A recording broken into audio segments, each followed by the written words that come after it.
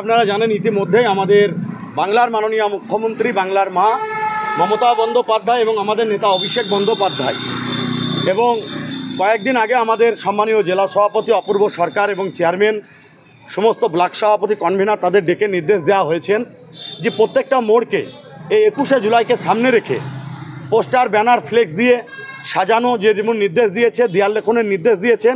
আপনারা দেখেছেন বেশ কিছুদিন আগে আমরা দেয়াল লেখনের কাজ সম্পূর্ণ করেছি।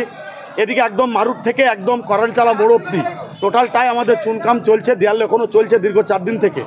এবং সেই সঙ্গে দেখছেন ডাকবাংলা ব্লক চত্বরে একটা বড় ওভার গেট মমতা বন্দ্যোপাধ্যায় এবং অভিষেক বন্দ্যোপাধ্যায়ের নির্দেশ মতো প্রত্যেকটা এলাকাকে যেমন সাজানো হচ্ছে, ঠিক একইভাবে আজকে অঞ্চল সভাপতি কনভেনার তারাও দেখছেন সকাল থেকে, তারা প্রত্যেককে সকাল থেকে আজকে কিন্তু এই কাজে হাত লাগিয়েছেন।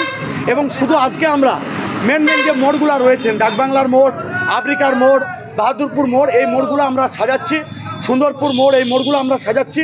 ঠিক একইভাবে প্রত্যেকটা অঞ্চল সভাপতির হাতে আমরা ফ্লেক্স ব্যানার তাদের হাতে আমরা পাঠিয়ে দিচ্ছি। প্রত্যেকটা গ্রামগঞ্জ করে কমপক্ষে প্রত্যেকটা বুথে একটা করে দেয়াল লেখন, একটা করে ফ্লেক্স টাঙানো এবং 10টা করে দলের ফ্ল্যাগ, এই নির্দেশ দলের তরফ থেকে দেওয়া হয়েছে। সে কাজও আগামী কয়েকদিনের মধ্যে আমাদের সম্পূর্ণ হবে। এবং আপনারা জানেন যে 26শে যে বিধানসভা নির্বাচন আছে, সেই বিধানসভা নির্বাচনকে সামনে রেখে আপনারা জানেন যে 21শে জুলাই, এই বছরের যে 21শে জুলাই, সেটা বিধানসভা নির্বাচনকে সামনে রেখে এই 21শে জুলাই। তাই এই 21শে জুলাইকে সফল করার উদ্দেশ্যে বড়ুয়া ব্লক থেকে আপনারা জানেন যে দক্ষিণ পাড় থেকে হাজার হাজার কর্মী সমর্থকরা 20 তারিখে রওনা দেয়।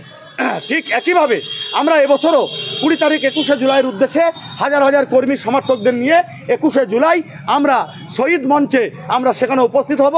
দলনেত্রী এবং আমাদের নেতা অভিষেক বন্দ্যোপাধ্যায় যে বার্তা দিবে সেই বার্তা নিয়ে এসে গ্রামগঞ্জের মানুষকে আরও বেশি বেশি করে অবগত করা এবং সচেতন করা এবং দলীয় কাজে আরও বেশি বেশি করে তাদের ঝাঁপিয়ে পড়ার নির্দেশ দেওয়া হবে। বাংলা টুডে নাও।